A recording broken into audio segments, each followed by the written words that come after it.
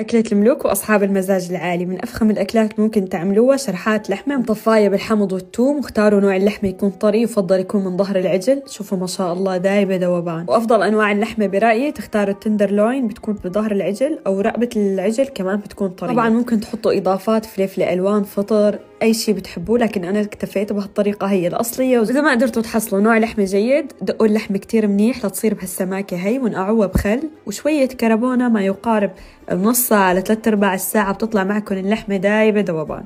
بعدين بمقلاية بنحط شوية زيت زيتون أو زيت نباتي متوفر عندكم، أو شوية زبدة، ونبلش نقلب الشرحات على نار مرتفعة بالبداية لحتى تكش. بدنا المقلاية كتير سخنة، نكرر العملية لتخلص كل الكمية ونحصل على لون جميل هيك متحمر، ما بتتخيلوا ريحة الشرحات، وبتكون دايبة مستوية من هاللحظة هاي. طبعا لأنه الأكلة تعتبر نوعا ما صحية، ما فيها إضافة زيوت، بطاطا طبيعية قطعتها دوائر وحطيتها بالمقلاية الهوائية مع معلقتين زيت فقط مثل ما شايفين، وطلعت المقرمشة بتشحي. بفضل تسخنوا القلاية الهوائية وتحطوها على درجة حرارة 200 وتحطوها تقريبا 20 دقيقة، بتحصلوا على هي النتيجة. وهلا وقت التطفاية بندق الثوم كتير منيح، وبنعصر عليها ليمون، الكثير من عصير الليمون.